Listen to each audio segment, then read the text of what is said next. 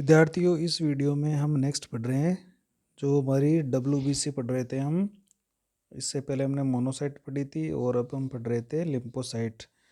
और हमने लिम्फोसाइट के दो प्रकार पढ़े थे, स्मॉल छोटी वाली लिम्फोसाइट और बड़ी वाली लिम्फोसाइट। तो छोटी वाली लिम्फोसाइट में हमने बी लिम्फोसाइट को पढ़ लिया था। इससे पिछले वाले वीडियो में हमने बी लिम्फोसाइट का पूर्ण अध्ययन किया था। आज के इस वीडियो में हम टी लिम्फोसाइट्स और जो एक लार्ज लिम्फोसाइट है जिसको अपन नेचुरल किलर सेल भी कहते हैं उसके बारे में देखेंगे। तो देखो, टी लिम्फोसाइट को हम टी सेल भी कहते हैं या इसको टी लिम्फोसाइट भी कहते हैं या हिंदी में इसे कहेंगे टी लसीकाणु। अब बात ये आती है कि इसको टी सेल या टी लिम्फोसाइट्स क्यों कहते हैं। तो हम जानते हैं कि जो लसीकाणु होते हैं वो बोन मेरो में बनते हैं। तो हम ये कह सकते हैं कि जो टी लिम्फोसाइट्स होते हैं, टी हो या बी हो, सभी है वो बोन मेरो में बन रही है, या जो हमने लसीकांग देखे थे स्प्लीन है, थाइमस है, वहाँ पर भी टी लिम्फोसाइट्स बनते हैं। तो मुख्यतः इनका निर्माण बोन मेरो में होता है। देखो, तो टी लिम्फोसाइट का निर्माण हम जानते हैं कि अस्थि मज्जा जो होता है जिसको अपन बोन मेरो कहते हैं उसके अंदर होता है। और बोन मेरो में भी जो रेड बोन मेरो होता है उसी के अंदर लाल अस्थि मज्जा में होता है। तो टी लिम्फोसाइट का निर्माण अस्थि मज्जा या बोन मेरो में होता है। अब यहाँ तो इनका निर्माण हो गया, लेकिन ये जब ये बनती है तो अपरिपक्व होती है। तो हम कह सकते हैं कि लेकिन इनका परिपक्वन, देखो, इनका परिपक्वन यानी मैच्योरेशन, ये जब मैच्योर होगी पूरी तरह से काम करने लायक बन जाएगी, पूरी आकृति धारण कर लेगी, रोगाणुओं को नष्ट करने के लिए सक्षम बन जाएगी, तो इसको एक्टिवेट करने के लिए, इसको ट्रेनिंग देने के लिए क्या होता है, यहाँ पर बोन मेरो में नहीं होता ये काम।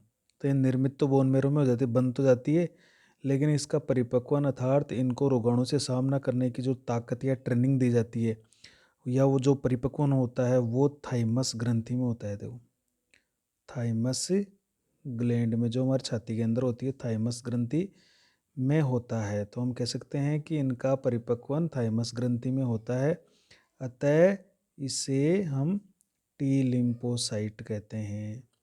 तो जो ये टी लिया है, ये टी कहाँ से आया है, थाइमस से आया है। देखो, थाइमस में टी है तो यहाँ से टी ले लिया। जैसे बी लिम्फोसाइट में हमने ब्रसा और फेब्रिसिस जो पक्षियों में होता है उससे बी लिया था। तो टी लिम्फोसाइट का टी है वो थाइमस ग्लैंड में होता है, क्योंकि इसका जो परिपक्वन है, ट्रेनिंग है, रोगाणु से सामना करने की जो इसको ट्रेनिंग प्रशिक्षण दिया जाता है वो थाइमस ग्रंथि में होता है। और जब थाइमस ग्रंथि से निकलती है तो पूरी तरह से रोगाणुओं का सामना करने के लिए रेडी हो जाती है। अब देखो, हम नेक्स्ट पढ़ लेते हैं अपन टाइप्स ऑफ टी सेल। देखो, टाइप्स ऑफ टी लिम्फोसाइट, तो ये पढ़ लेते हैं अपन। देखो, कार्य के आधार पर यानी कौन किस तरह से ये काम करती है, तो कार्य के आधार पर टी लिम्फोसाइट को मुख्यतः 3 भागों में बांटा गया है, या 3 प्रकारों में बांटा गया है, 3 भागों में बांटा गया है। ये इसके 3 प्रकार है, ये समझ लीजिए आप। और कार्य के आधार पर है वो किस तरह से काम कर रही है।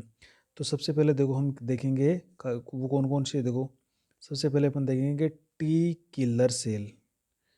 इसको मैं अंग्रेजी में लिख रहा हूँ, टी किलर।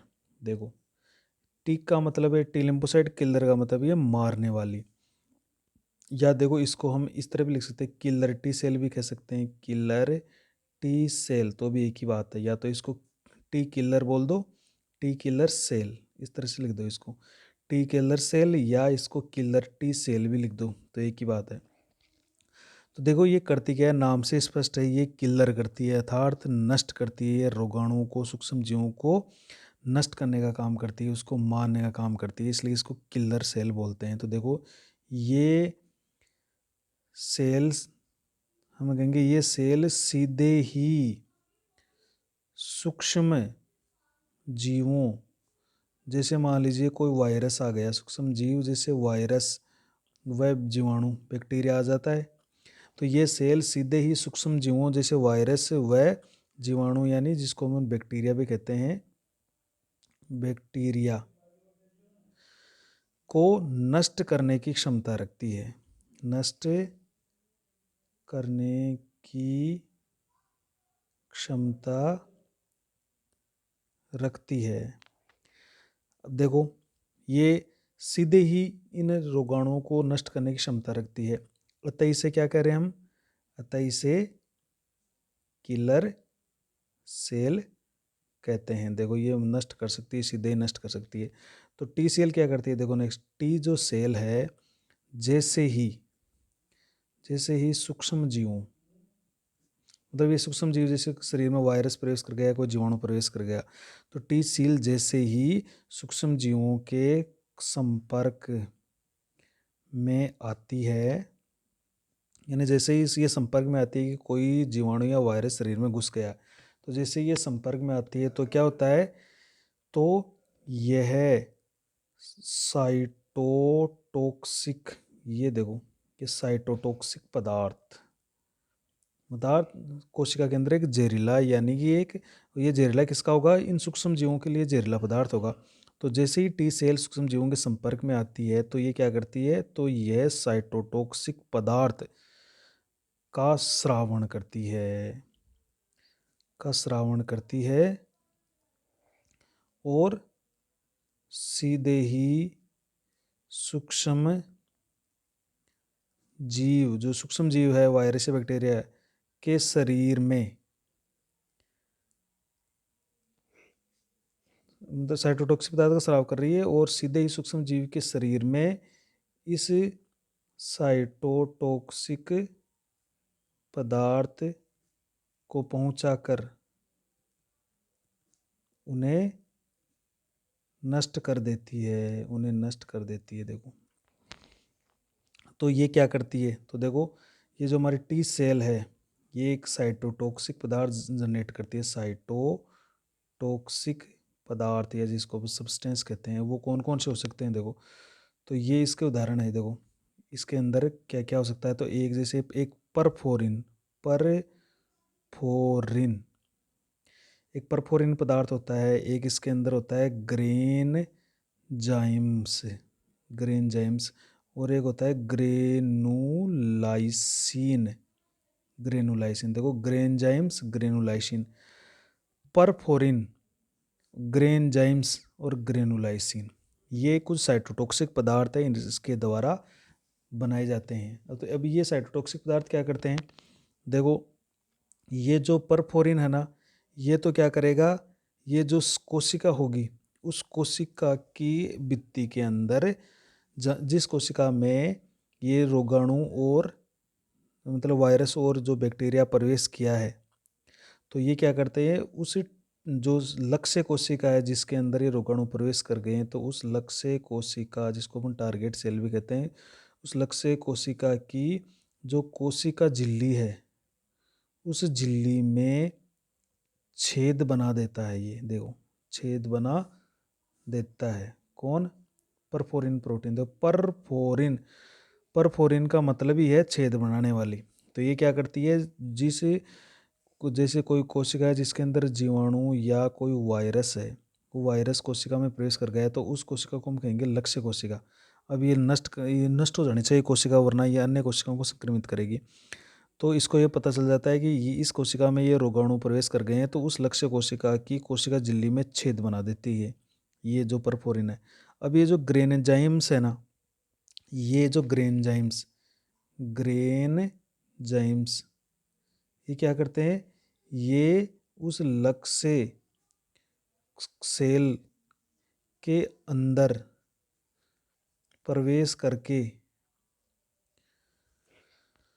उस कोशिका को ही नष्ट कर देता है, उस कोशिका को नष्ट कर देते हैं, उस कोशिका को नष्ट कर देंगे। देखो, तो वो एक पूरी तरह से ये प्रोग्राम्ड फिक्स होता है कि ये लक्ष्य कोशिका है, इसके अंदर कोई जीवाणु वायरस प्रवेश कर गया है और इसको अब छेद बनाना है और इसके अंदर घुसकर इसको नष्ट करना है।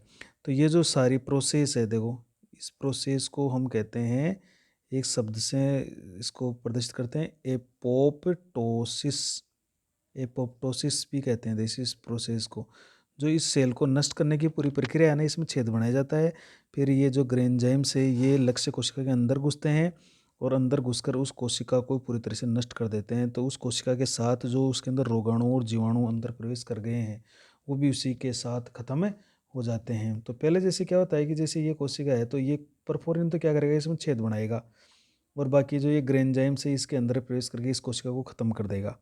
तो जिस कोशिका के साथ ही जो रोगाणु है जीवाणु उसका भी नाश हो जाएगा।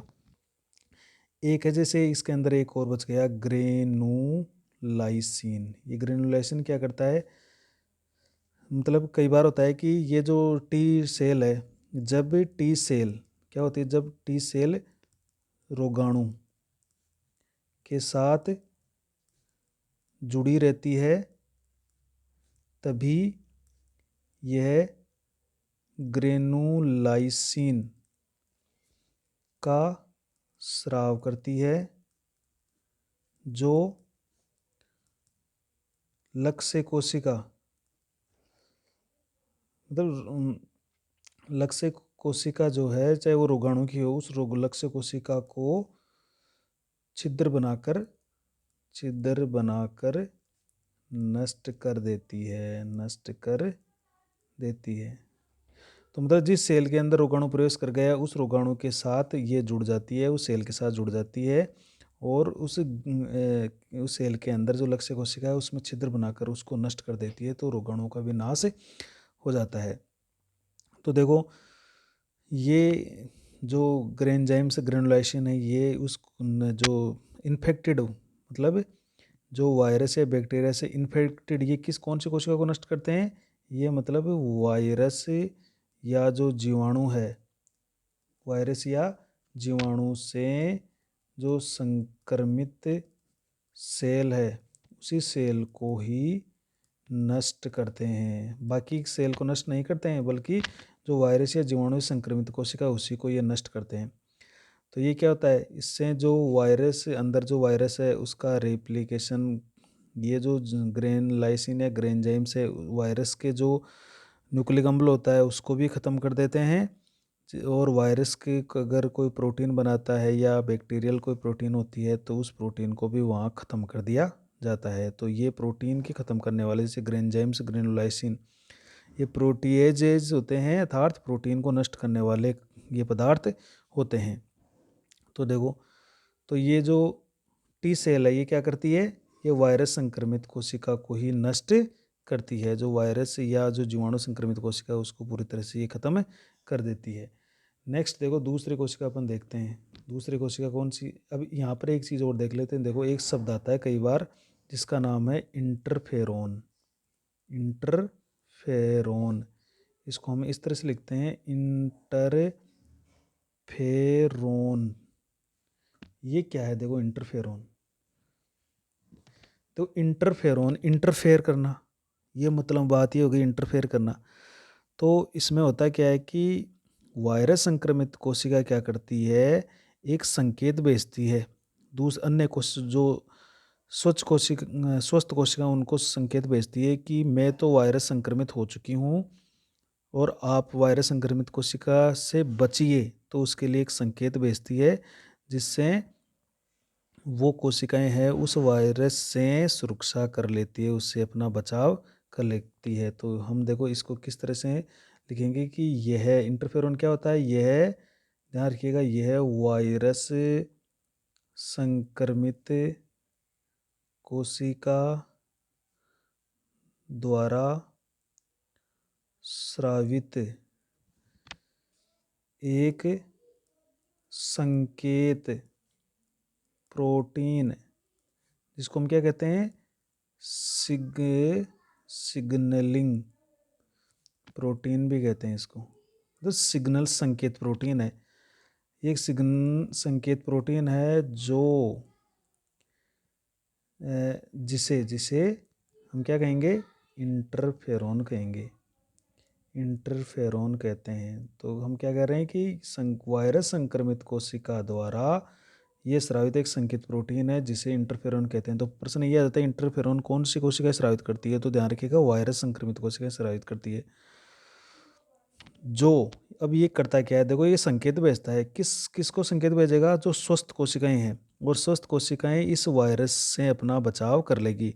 जो स्वस्थ सेल को वायरस से बचाव के लिए सक्रिय करती है। देखो, जो कि सक्रिय करता है, ये देखो, ये संकेत भेज देगा स्वस्थ कोशिकाओं को कि मैं तो संक्रमित हो चुकी हूँ, लेकिन आप संक्रमित नहीं हो। तो इसलिए स्वस्थ कोशिकाओं को ये संकेत मिल जाता है, उनको पता चल जाता है कि वायरस आ चुका है, तो वो अपने आप की सुरक्षा कर लेती है।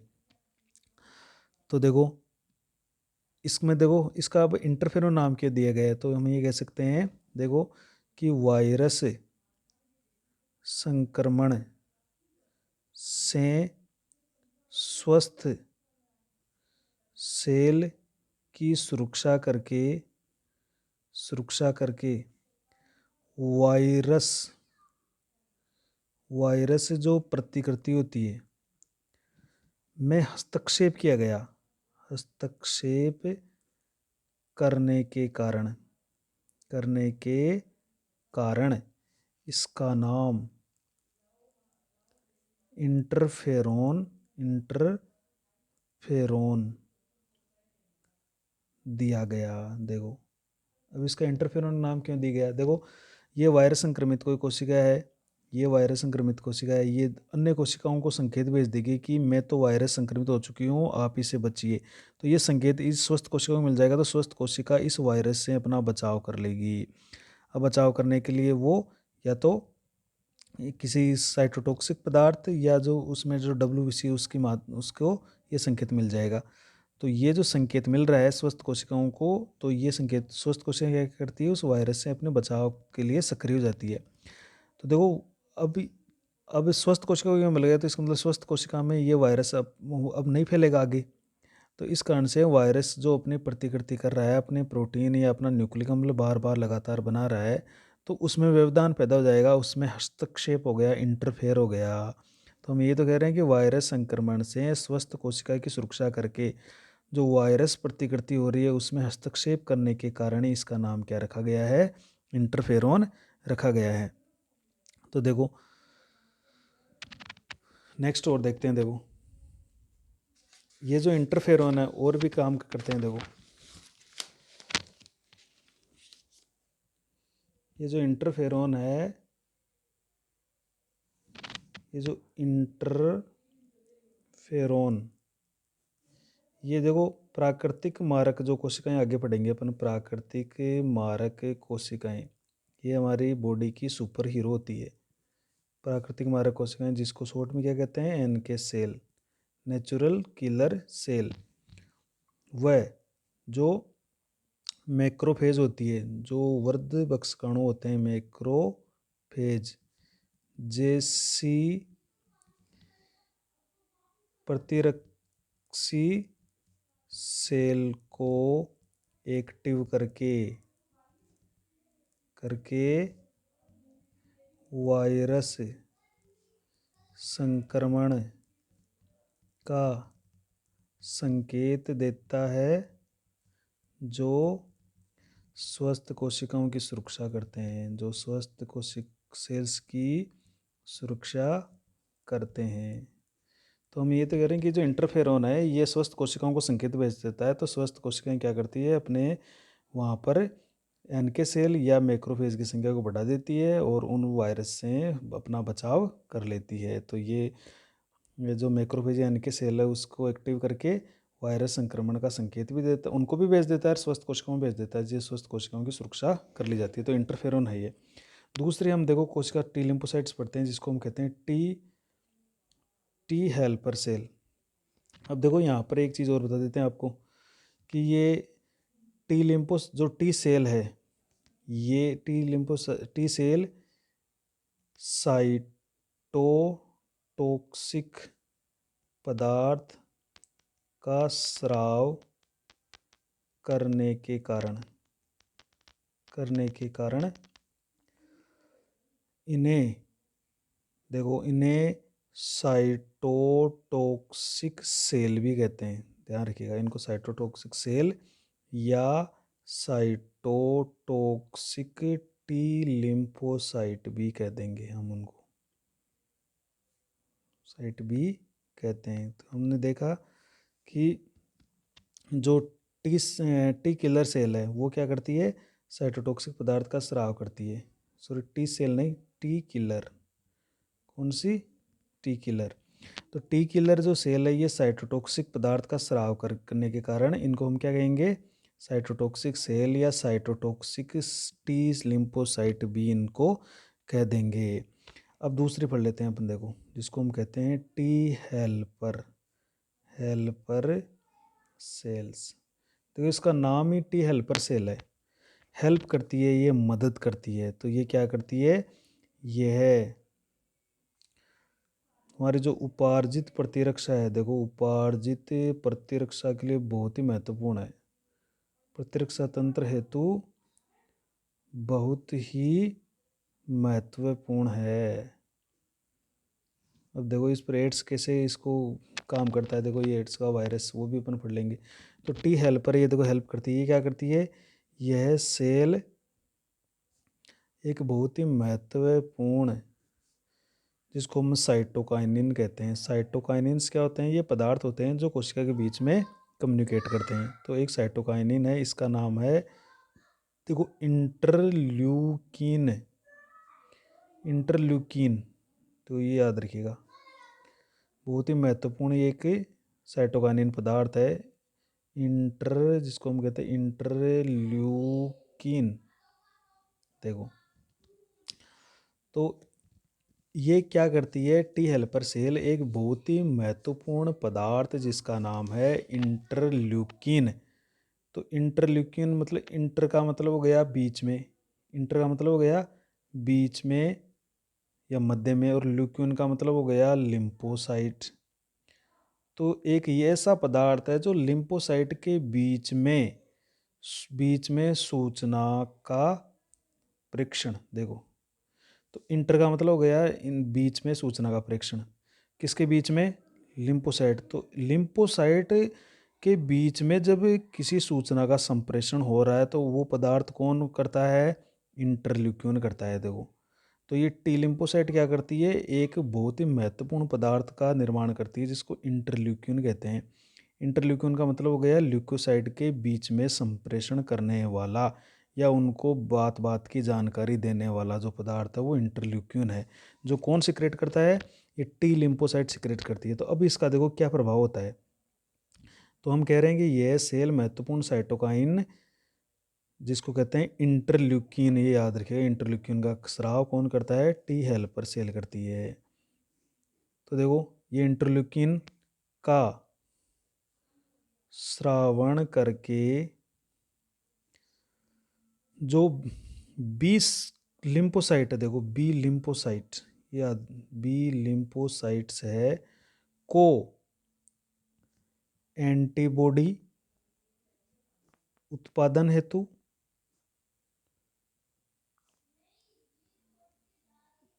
प्रेरित करता है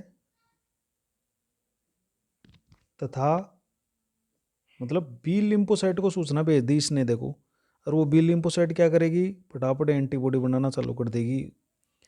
तो ये मतलब सूचना भेज रही है बी लिम्फोसाइट को, इस कारण ये इंटरल्यूकिन काम कर रहा है। इसके अलावा तथा जो मैक्रोफेज है, मैक्रोफेज जिसको हम बड़ी जो हमारी मोनोसाइट थी उसको मैक्रोफेज कहा था हमने, तो मैक्रोफेज को सूक्ष्म जीवों का भक्षण करने, तो सूक्ष्म जीव उनको भक्षण करने को प्रेरित।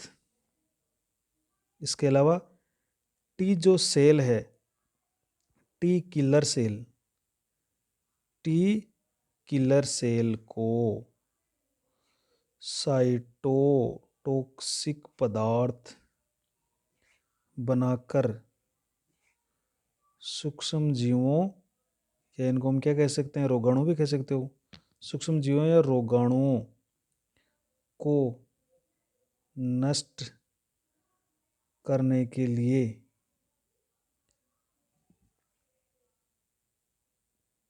सक्रिय करती है। देखो, सक्रिय करती है।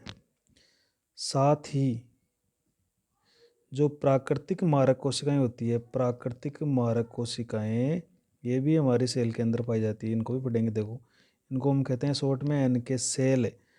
तो प्राकृतिक मारक कोशिकाओं को भी ये सक्रिय करती है। देखो सक्रिय करती है। तो हम कह रहे हैं कि ये सारा काम कर रही है। देखो ये बी लिम्फोसाइट को एंटीबॉडी बनाने के लिए प्रेरित कर रही है, मैक्रोफेज को सूक्ष्मजीवों का भक्षण करने के लिए प्रेरित कर रही है, टी किलर सेल को साइटोटॉक्सिक पदार्थ बनाकर सूक्ष्मजीवों को नष्ट करने के लिए प्रेरित कर रही है। साथ ही प्राकृतिक मारक कोशिकाओं को सक्रिय करती है, अर्थात इनमें सभी में ये क्या करती है, हेल्प करती है। देखो इनको सभी को एक्टिवेट करके ये क्या करती है, हेल्प करती है। तो इस कारण इसका नाम क्या है, टी हेल्पर सेल। अब देखो यहाँ पर बहुत ही महत्वपूर्ण बात, जो HIV वायरस होता है, एड्स का वायरस, ये कौन सा है, एड्स का जो वायरस है, देखो वायरस, एड्स वाला वायरस कौन सा, इसका क्या नाम है, HIV। ये अभी HIV क्या करता है, देखो ये महत्वपूर्ण बात है यहाँ पर।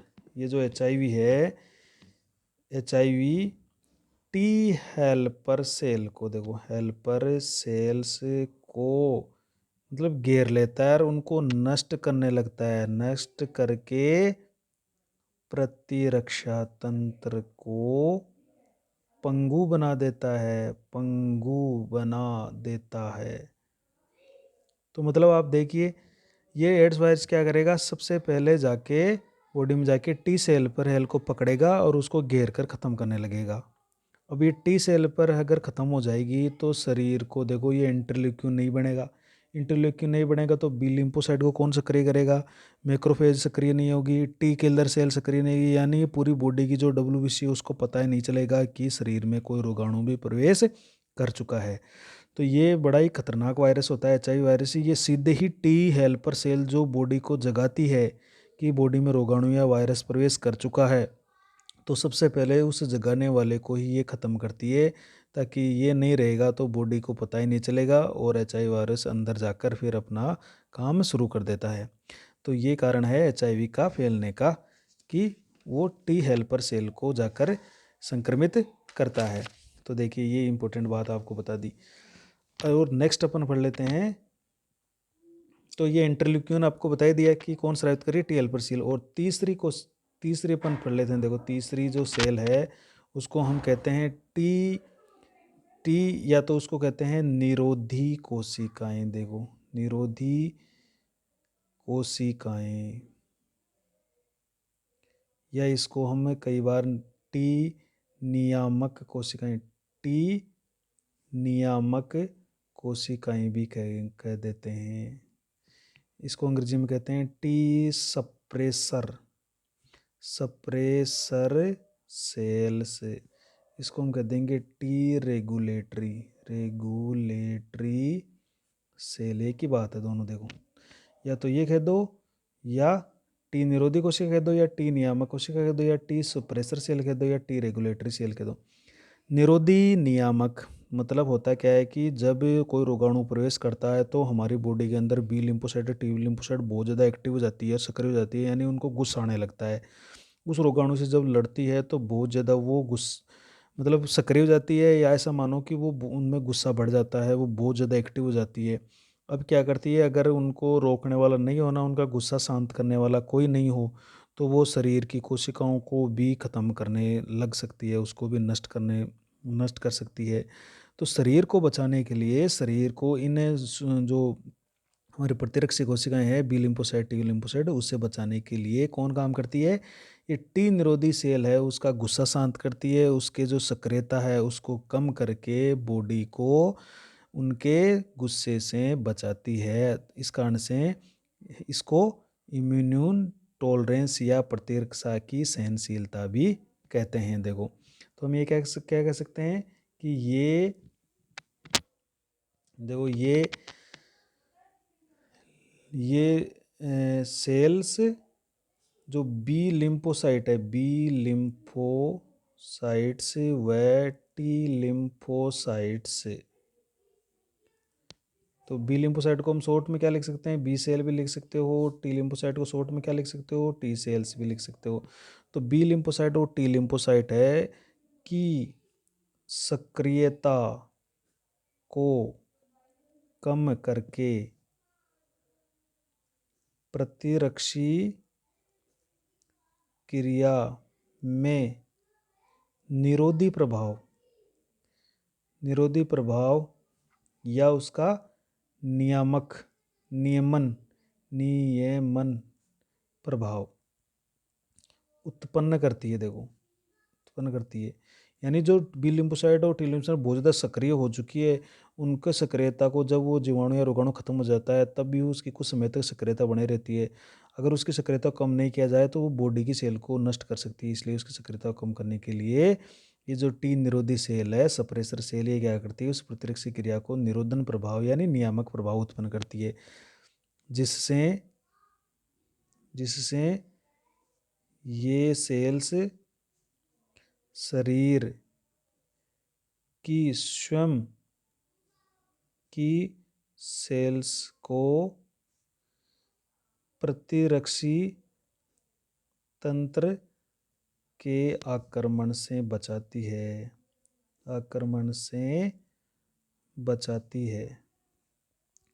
इसे इसे क्या कहते हैं, इम्यून टोलेरेंस। इसको इम्यून टोलेरेंस या हिंदी में कहते हैं इसको प्रतिरक्षा सहनता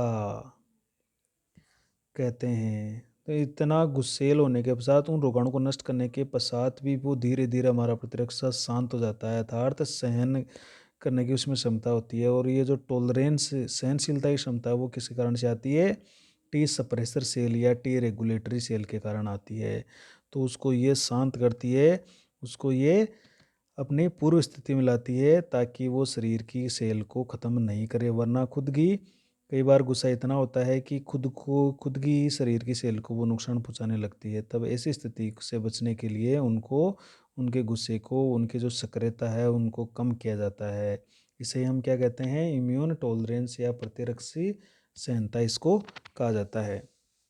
ठीक है, ये वीडियो काफ़ी लंबा हो सकता है, इसलिए हम जो NK सेल है उसको नेक्स्ट वीडियो के अंदर देख लेते हैं, और जो बिम्बाणु है उसको भी अपन लास्ट में देख लेते हैं।